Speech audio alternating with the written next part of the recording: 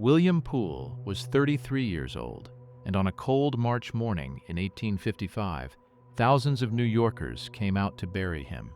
He left a wife and a young son named Charles, a saloon of his own on Broadway, and a butcher's knife he had carried since boyhood, in the trade his father had taught him at the Washington market.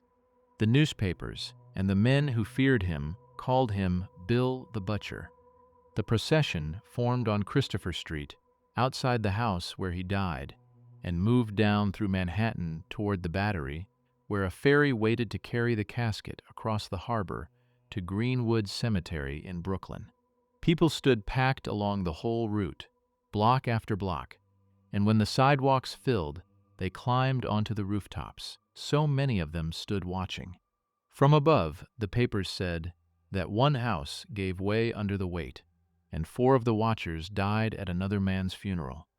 The accounts that survive never recorded their names. New York buried mayors and merchants with less ceremony than this. William Poole was neither. He was a butcher, a prizefighter, and the leader of a street gang, and the city knew something else about him that morning, something that made the crowds larger and angrier.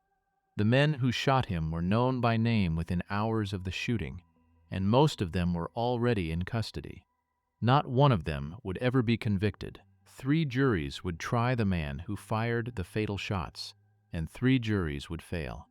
And the question of what exactly the city was mourning that morning, a martyr or simply the best brawler it had ever produced, would never be settled either. If stories like this one are the kind you enjoy, a like and a subscription to the channel would mean a great deal. The story of how William Poole came to that ferry begins 4 years earlier in a hotel bar on Broadway, and it does not begin well for him. In October of 1851, the New York Daily Times reported what it called a brutal outrage in Broadway. 2 well-known pugilists had walked into Florence's hotel at the corner of Broadway and Howard Street at an early hour of the morning. One of them held the barkeeper, a man named Charles Owens, by the hair, while another beat his face until one eye was ruined. The party then went looking for the owner of the hotel, meaning to serve him the same way, and when they could not find him, they found his hat instead, cut it into strips, and trampled the strips into the floor. The cause, the paper later learned, was that Owens had refused to serve the men a 3rd round of drinks. Warrants were issued. One of the names on them was William Poole. Owens swore out his complaint at the Jefferson Market Police Court, and after that he disappears from the record. What came of the warrants, the record does not say. 4 years later, the same newspaper wrote his obituary, and it did not flatter the dead. It described a man ready for action on all occasions when he fancied he had been insulted, polite enough when calm, haughty, and overbearing when crossed, a man who could not endure a hard word from anyone who thought himself his equal. The city had watched him for years. It knew precisely what he was, and thousands came to his funeral anyway. So the puzzle is not what William Poole was. The puzzle is what New York saw in him, and to understand that, you have to understand the city itself. Poole had come to New York in 1832, 11 years old, when his father moved the family from New Jersey to open a butcher's stall at the Washington Market on the West Side. The boy learned the trade, the cutting and the carrying, and the long hours before dawn, and in time he took the stall over. He also joined a volunteer fire company, the Red Rover Engine on Hudson Street, and in that one fact lies most of what a newcomer needed to know about the city. New York had no paid fire department. Fires were fought by volunteer companies that doubled as street gangs, and the companies competed savagely for the honor of putting each blaze out. When the alarm sounded, a man from Poole's crowd would run ahead to the nearest hydrant, tip an empty barrel over it so no rival could find it, and sit on the barrel until his own engine arrived. Rival firemen brawled in the street over the hidden hydrant while the building burned behind them. Nobody treated this as a scandal. It was simply how the city worked, and a man who could hold a hydrant with his fists was, in the logic of the time, performing a public service. Out of the fire company and the market stalls, Poole built a gang of his own, and a reputation that traveled further than the gang did. By the early 1850s, he was, by common agreement, the most dangerous rough-and-tumble fighter in New York. He was about to meet the one man in the city who disputed that. John Morrissey was roughly a decade younger, an Irish immigrant raised upriver in Troy, New York.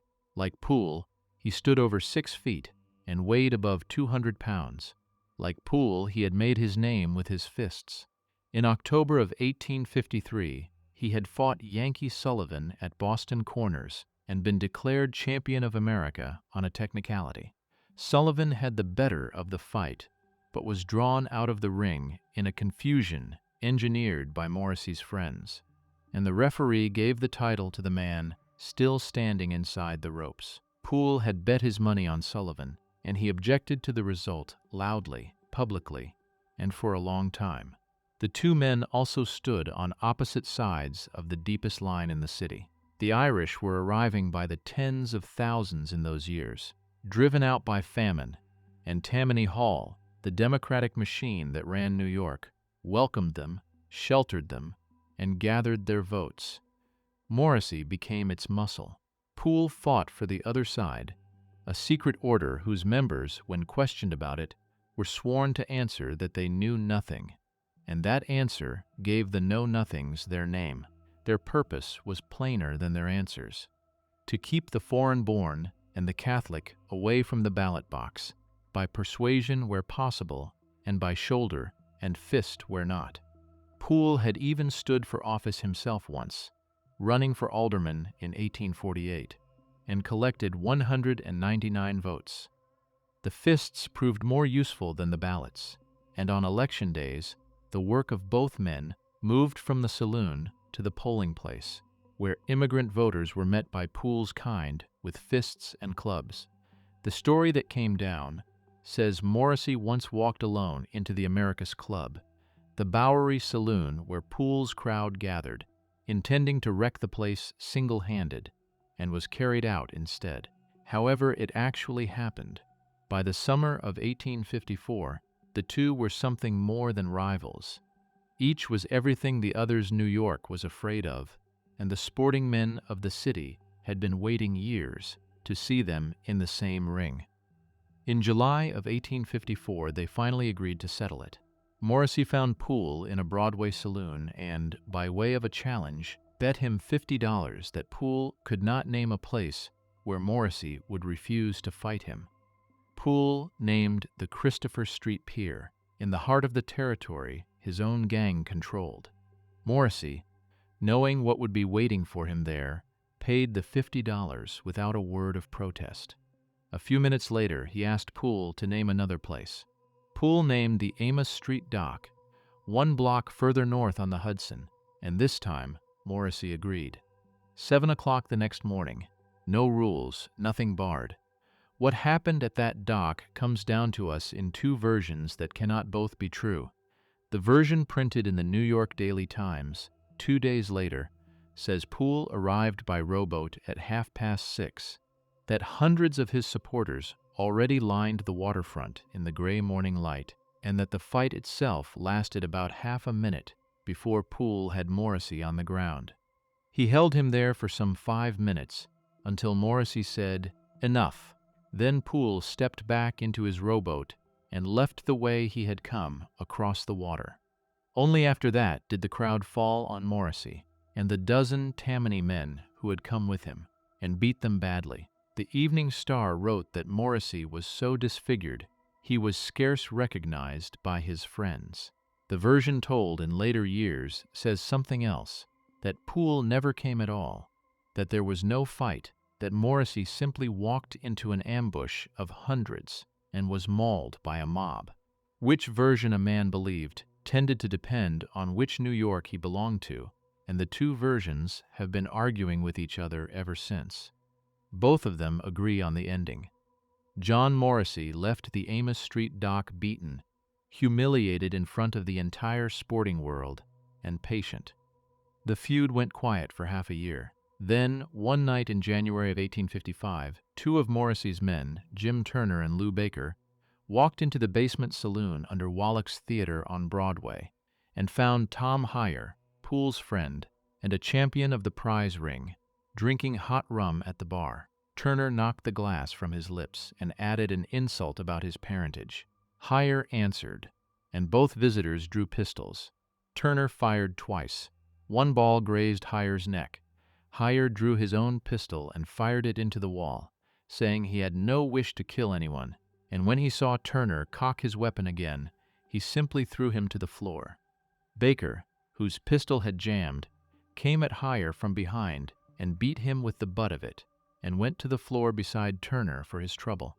A policeman came in, looked the scene over, and declined to act in what he called a private fight between gentlemen.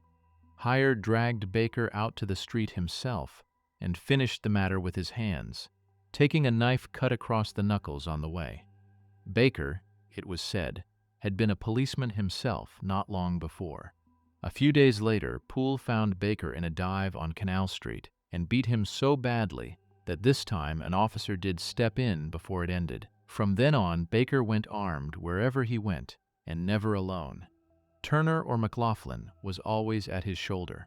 By February, nearly every man in this story was carrying a revolver, and everyone in the sporting world knew it. On the night of February 24, 1855, Mark McGuire, whom the newsboys of the city called their king, was playing cards with John Morrissey in the back room of Stanwix Hall, a newly opened saloon on Broadway opposite the Metropolitan Hotel, in the bright heart of the city's nightlife. Out front, above the noise of the bar, Morrissey heard a voice he knew. He put down his cards and went out to it. What followed comes from the story as it was told afterward, and it should be heard that way. Morrissey cursed Poole to his face, drew a pistol, put it to his head, and pulled the trigger. The pistol misfired. He pulled it again, and 3 times the hammer fell on nothing. Poole drew his own revolver, and it was McGuire who stepped between them, asking whether he would really kill a helpless man in cold blood. Poole looked at the question for a moment. Then he threw his pistol on the floor, walked to the lunch counter, took up 2 carving knives, and drove them one after the other into the wood of the bar. Either man was welcome to a knife fight, he said. He had handled knives since he was a boy at the Washington market, and everyone in the room knew it. There were no takers. Word of the quarrel traveled fast. Baker himself arrived at the hall, and the police arrived close behind him. Poole and Morrissey were arrested together and released on bail within hours. Morrissey went home to his bed. Poole did not. Later that night, he walked back into Stanwix Hall, the accounts say, to apologize to the bartender for the trouble he had caused, and he stayed on, drinking and talking, in the warm, gaslit room where his luck had just held 3 times in a row. He was still there when the door opened again. It was close to 1 o'clock in the morning when they came in. Lou Baker, Jim Turner, a brawler named Pauldine McLaughlin, and several other Tammany men. The last man through, the story says, turned the lock on the door behind him. McLaughlin crossed the room to Poole, took him by the lapel, demanded to know what he was looking at, and spat in his face. The room went still. Poole did not swing. Instead, he reached into his pocket, brought out gold coins, and laid them on the counter. $500, he offered, said he could whip any man present. 1 at a time, fists only. It was the language of the dock and the prize ring, the only court he had ever trusted, and for a few seconds it seemed the night might still end there, in a wager. Then a voice in the room said, "Sail in," and the shooting started. By one account it was Turner who gave the word, by another, Baker. In the confusion, one of the attackers managed to shoot himself in the arm, and even on that point the accounts disagree about which one. For what happened next, we have the New York Daily Tribune printed the following day from witnesses who were in the room. Turner advanced with a pistol in his hand, and Poole said, "Don't murder me." Turner fired and struck him in the leg. and Poole went down on the floor of the saloon where he had been standing and drinking a short time before. Then Baker stood over him, drew a 6-barreled revolver, and said, "Now I have you, and will put you out of the way." He fired twice into Poole's chest. One ball lodged near the heart, and then William Poole stood up. Bleeding, a bullet beside his heart, he pulled a knife from the counter and went after Baker, the one weapon he had trusted all his life, finally in his hand, in the one fight where it could do nothing. He made it a few steps toward the door. Then his legs went out from under him, and he fell into the arms of his friend Charlie Shea, with the knife still in his hand. Baker and the others were already gone into the dark of Broadway. They carried Poole the few blocks home to Christopher Street, to his wife and his son. By morning, all of New York knew what had happened at Stanwix Hall. By the following night, nearly every man involved had surrendered or been taken by the police. All but one. Lou Baker, the man who had fired into Poole's chest, had vanished from the city. The doctors who came to the house on Christopher Street did not expect their patient to see out the week. A man with a ball lodged at the heart was, by the medicine of 1855, already a dead man who had not yet stopped breathing. William Poole lived 11 days. The later retellings stretched it to 2 weeks, because legends prefer round numbers, but the calendar says 11. His physicians spoke of it with open astonishment, and the newspapers printed bulletins on his condition day after day, as if a head of state lay dying on Christopher Street. The Times would return to the story almost daily for a month. Tom Hyer and the faithful of the movement kept watch at the bedside. Somewhere in that crowded house were the two people the record barely mentions, a wife whose name the papers never printed, and a small son named Charles. Before the end, Poole gave his own account of the night. He had not fired a single shot, he said, and he believed John Morrissey was the cause of it all. By the accounts that survive, Morrissey had gone home to his bed before the shooting started. Whether his hand was in it anyway was a question the courts would soon take up and never answer. Poole died on the 8th of March. Even his last words come down to us in 2 versions. One reporter wrote that he said, "Goodbye, boys. I die a true American," and that sentence went on to a long life of its own, the slogan of a political movement that had just received its first martyr. But the Evening Post, quoting an unnamed man who stood at the bedside, reported that his last words were not about his country at all. They named Morrissey as his killer. Both versions were printed in March of 1855. They cannot both be true, and there is no way now to choose between them. The movement chose the first. It made a far better banner. 3 days later came the funeral, the rooftops, the ferry to Greenwood. The city had buried him. It still had to judge the men who killed him. Lou Baker was moved quietly out of the city with the help of Daniel Kerrigan, a 24-year-old Democratic ward man whom the Times would call one of the principal accessories to the escape. From Jersey City, Baker took passage on a brig called the Isabella Jewett, bound across the Atlantic for the Canary Islands, off the coast of Africa. For a man who had shot the hero of half of New York in front of witnesses, an ocean was the distance he judged he needed. It was not enough. When Baker's destination became known, the financier George Law placed his private clipper yacht, the Grapeshot, at the disposal of the authorities, and the yacht went after the brig.